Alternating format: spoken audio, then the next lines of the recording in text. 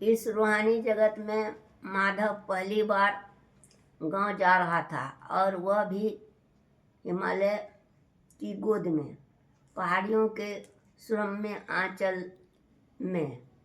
रात को गांव पहुंचकर माधव अपने मित्र सुमित के घर विश्राम किया।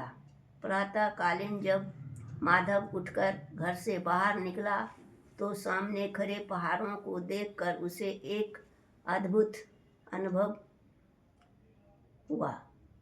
आसमान छूती उनकी आभा जीवन के विराट वैभव का अनुभव देने लगी। मौन तपस्वी से ध्यानस्थ खड़े ये पर्वत शिखर स्थिरता, दृढ़ता एवं अटल निष्ठा के भाव जगाने लगे। हिम आच्छादित शिखरों, झिलमिलाती स्वर्णिम सूरज की रश्मियों को माधव ने जीवन में पहली बार देखा। चोटी से नीचे उतरती धूप के साथ जैसे पहाड़ अंगड़ाइयाँ ले रहे हों। पूरी घाटी के बीच अलौकिक हो रहा प्रकाश तथा पक्षियों का कलरव नए जीवन की चेतना का संचार कर रहे थे। दोनों राह की पगडंडियों से होते हुए वे गहरे वन प्रदेश में प्रवेश करते और रास्ते में झरने के निर्मल जलधाराओं से होकर घाटी की चढ़ाइयों का आरोहण करते राह में पवन के झोंकों के, पक्षियों की चहचहाट, झिंगुरों की तान के बीच वे नीरव प्रकृति के रहस्यमय लोक में विचरण करते रहे। सप्ताह 10 दिन में यहाँ प्रकृति के गोद में बिताए पल उसके जीवन के रूपांतरकारी फल साबित हुआ।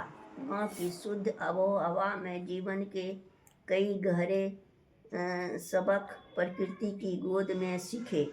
फलों से लदे वृक्ष उसे विनीत जीवन का संदेश देते कि गुणों से सदा व्यक्ति कैसे विनम्र हो जाते हैं।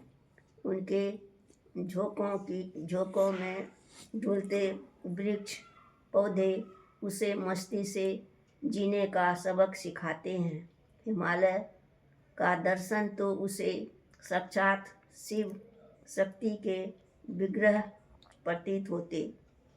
उसकी एक झलक उसे अपने आराध्य व जीवन लक्ष्य की याद दिलाते। इनके सानिध्य में वह ध्यानस्थ होकर अपने अंदर की दिव्यता का अनुभव करता। इस धारणा के साथ वह ध्यान की गहराइयों में उतरता और अपने दिव्य स्वरूप की झलक पाता। इस तरह प्रकृति की गोद में बिताए पल माधव के लिए एक नूतन जीवन का पर्याय बन गए। आपको सत सत नमन। हरिओम।